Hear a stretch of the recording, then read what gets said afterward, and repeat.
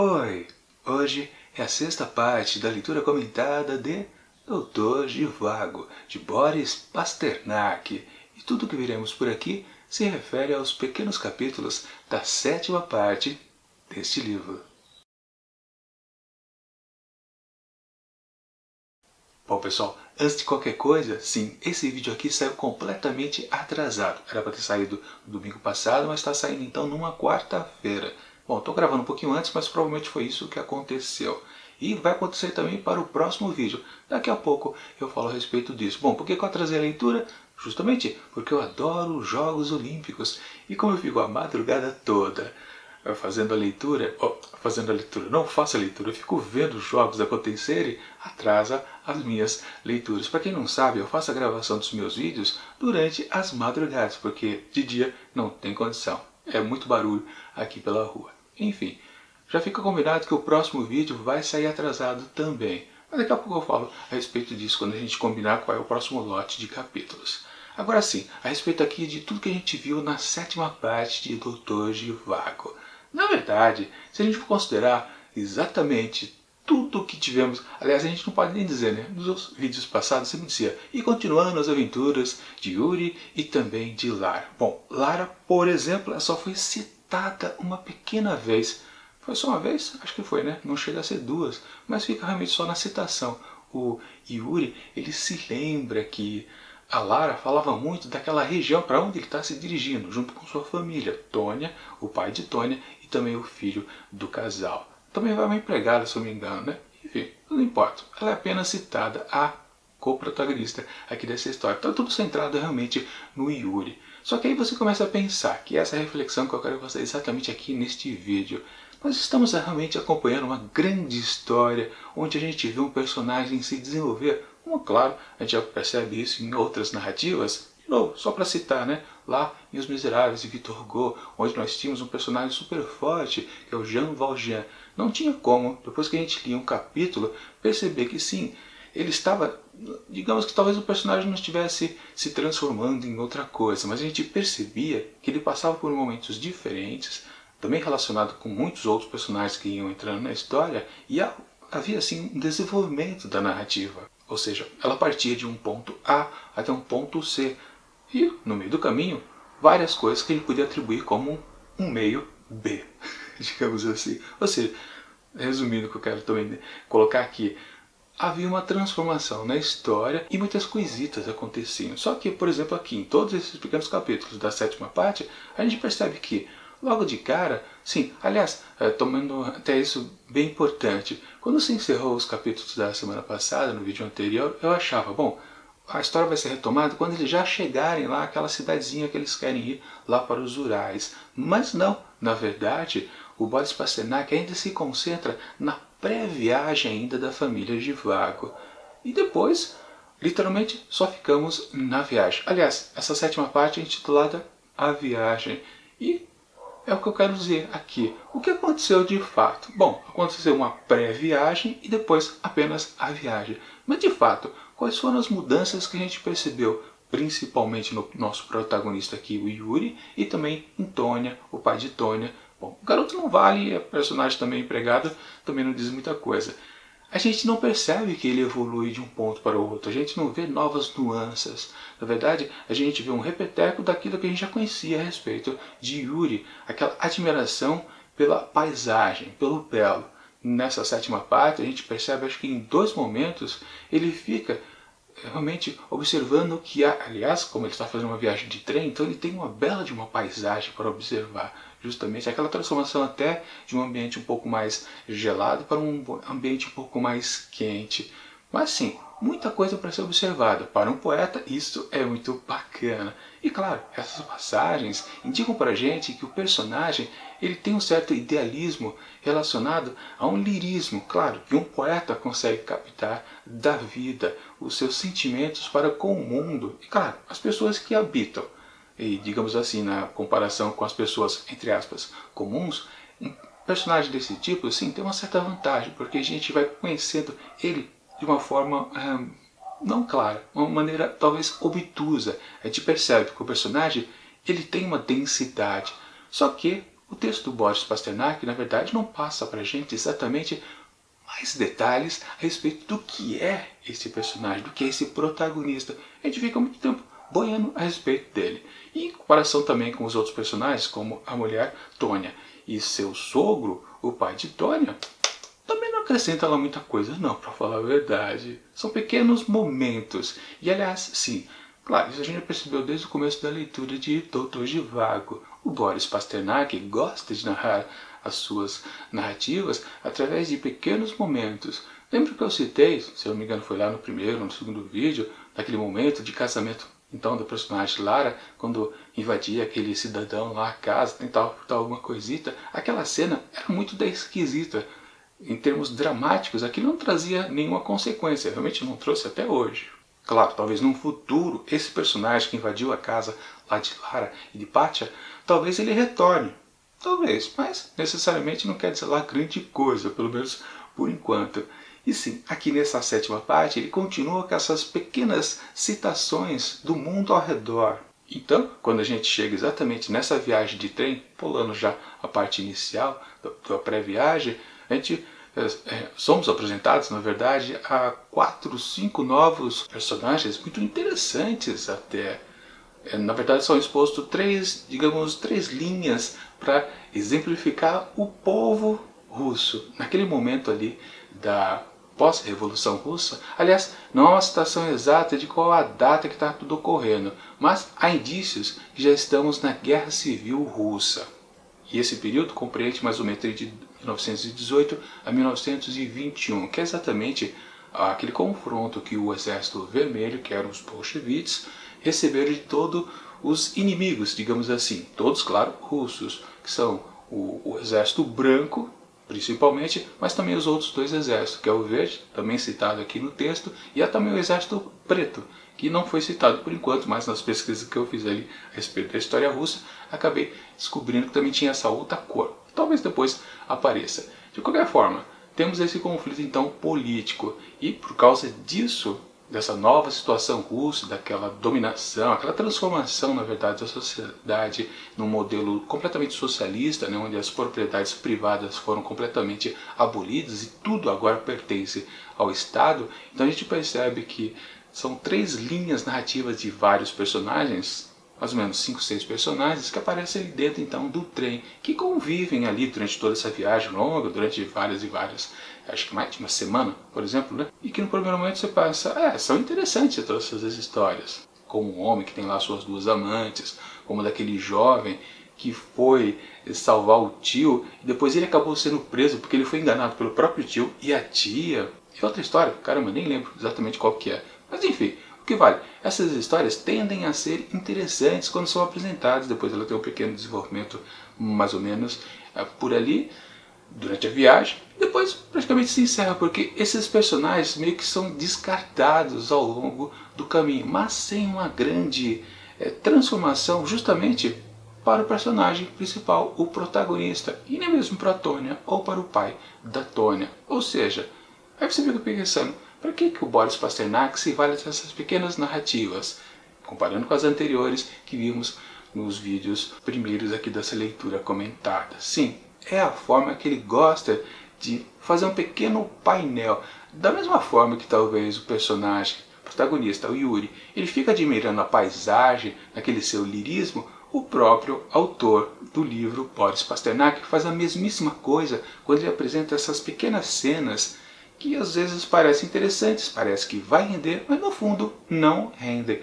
É a forma dele também fazer o seu lirismo, transformar a sua história interessante, ter algumas nuances, pequenos comentários sociais a respeito ali do povo russo em meio à transformação política. Porque sim, a gente pode considerar de novo que essa sétima parte também está completamente focada nas questões políticas e ideológicas que aconteceram por causa da Revolução, porque já estamos no desdobramento dela, justamente na Guerra Civil Russa, onde sim, temos que o próprio povo ele está se chocando contra si, não é um inimigo externo de outros países. Lembrando que nessa época, por exemplo, a Rússia ela já fez um acordo com a Alemanha para cessar os conflitos, conflito bélico, né? Ninguém ataca ninguém, e a Rússia sai fora da Primeira Guerra Mundial.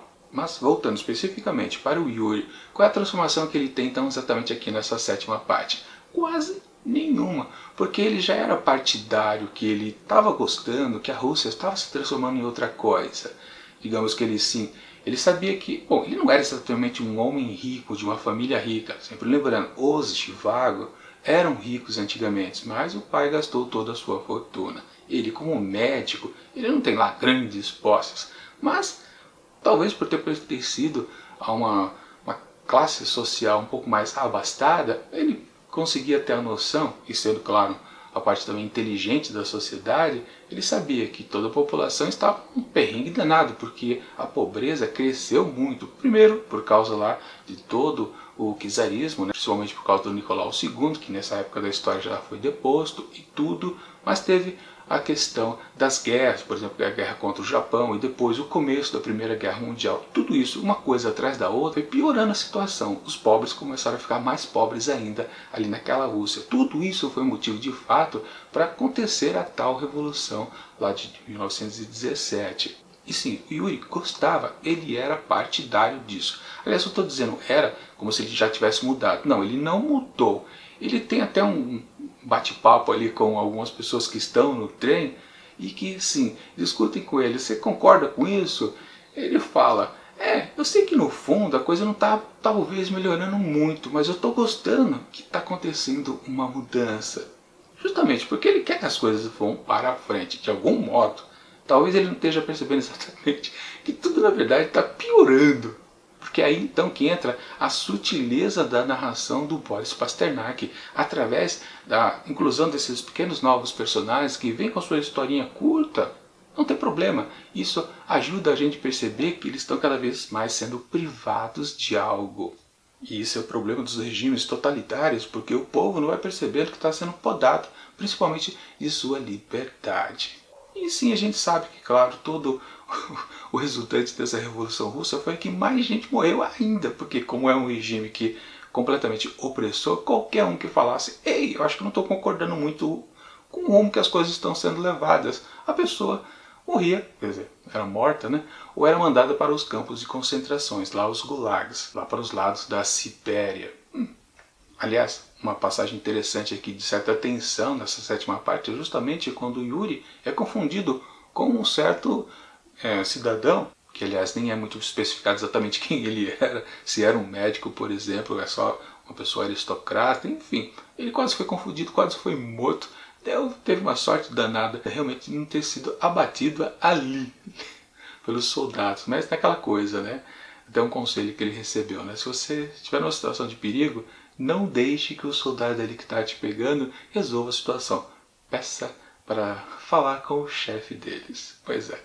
E mesmo nesse momento, enfim, que aconteceu todo esse perrengue com o Yuri, ele não tem lá grandes mudanças. Talvez ele esteja ainda amadurecendo. Eu não lembro. Eu já assisti o filme, sempre vale lembrar, se ele passa por grandes transformações. Porque na verdade aquele filme estava mais naquele clima romântico. Sim, tinha o contexto político muito forte também, mas eu não me lembrava realmente que o Yuri estava o tempo todo a favor do que estava acontecendo na transformação ali da Revolução. Sim, aqui no texto original ele é favorável e ele sabe que as coisas talvez não estejam lá muito bem, mas mesmo assim ele concorda com uma parte da Revolução, digamos assim. Ele percebe ou ele considera que isso está sendo melhor para o povo, mesmo que o povo cada vez mais comece a ter menos liberdade e a fome em si não esteja diminuindo.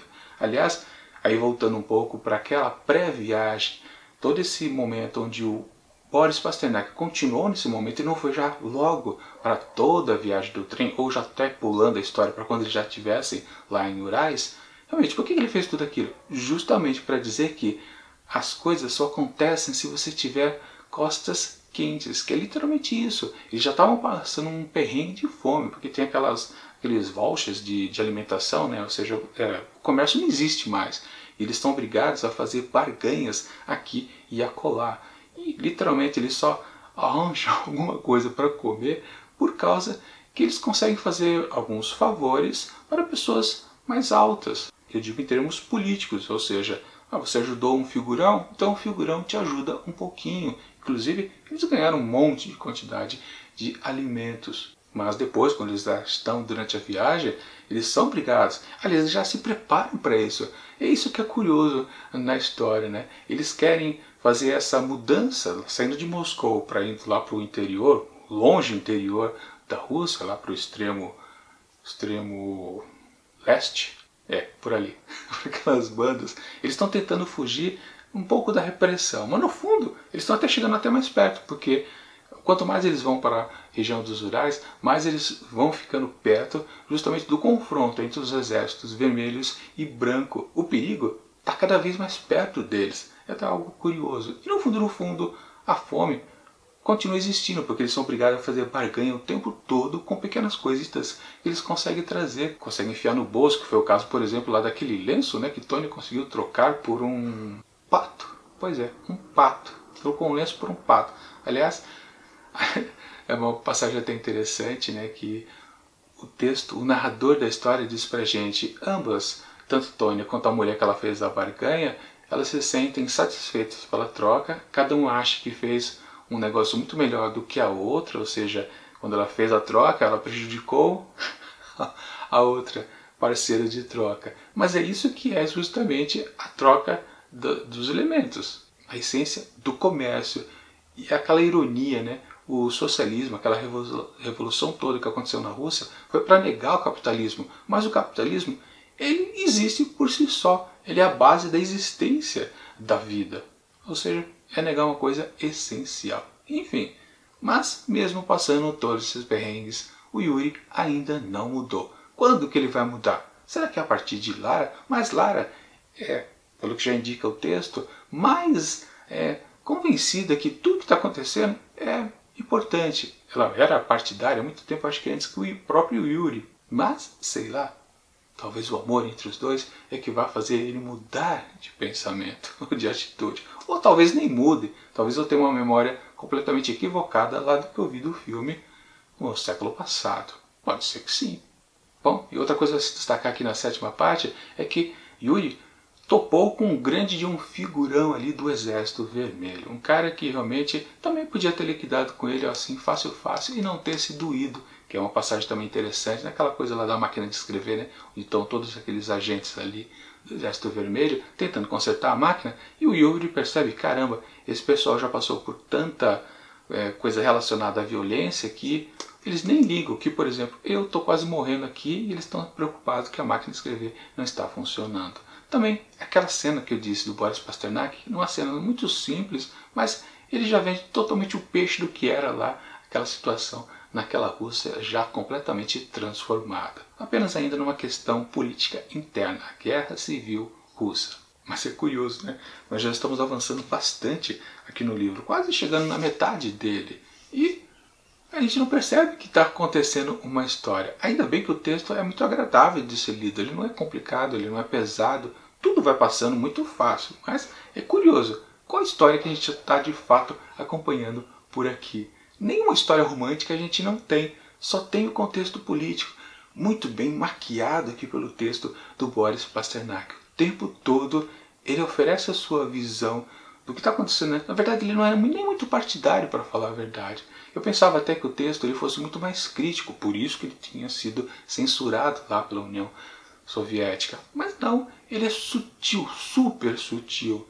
Mas mesmo assim a gente não pode dizer que ele é completamente contra o regime que estava acontecendo ali na Rússia. Sim, ele é contra a falta de liberdade ali, as pessoas não têm mais voz para dizer mais nada. E obviamente, né, como ele bem coloca que todo mundo está passando cada vez mais fome, é óbvio que ele sabe que tudo aquilo ficou pior porque a revolução aconteceu. Mas é tudo sutil, completamente. Mas isso não quer dizer que o texto é ruim, pelo contrário, o texto é muito bom. Só que é curioso a gente passar por tantas e tantas páginas aqui dessa publicação, quase chegando à metade, e perceber que, caramba, qual a história que nós estamos lendo por aqui. É interessante, mas ao mesmo tempo também é muito, talvez blasé demais. Ela só passa, né? A gente sente os ares, os ventos, e fica por isso mesmo. Bom, agora em referência ao próximo vídeo, que deveria também sair no domingo, e claro, já que saiu aqui atrasado numa quarta-feira, então passaria para a próxima quarta. O problema é que, na seleção de capítulos que eu coloquei aqui na programação, está lá marcado que teremos a leitura da 8ª parte e também da 9ª parte, que resulta em 60 páginas. Ou seja, como os Jogos Olímpicos ainda não acabaram, ainda continuo sem tempo para ler, pode ser que eu atrase mais um pouquinho. Ou seja, em vez de ficar para a próxima quarta-feira, para manter uma semana de distância, pode ser que eu deixe para um domingo posterior. Ou seja, então toda a programação, que já está anotada aqui na descrição do vídeo, vai ficar sempre atrasada em uma semana, mais ou menos, e o projeto todo, claro, vai ficar com uma semaninha a mais. Mas enfim, tá combinado. Para o próximo vídeo, a leitura dos capítulos da 8ª parte e da 9ª parte aqui, das aventuras de Yuri e também de Lara. Bom, ela vai voltar a aparecer, que com certeza ela vai estar lá naquela cidadezinha também. Isso não tem dúvida, é óbvio. Mas, enquanto esse próximo vídeo não chega, eu deixo aqui do lado dicas de outras resenhas que eu fiz a respeito, claro, resenha não, né? As leituras comentadas de Os Miseráveis e também das obras de Monteiro Machado de Assis. Eu sempre confundo os dois também, os 9 romances de Machado de Assis. E tchau!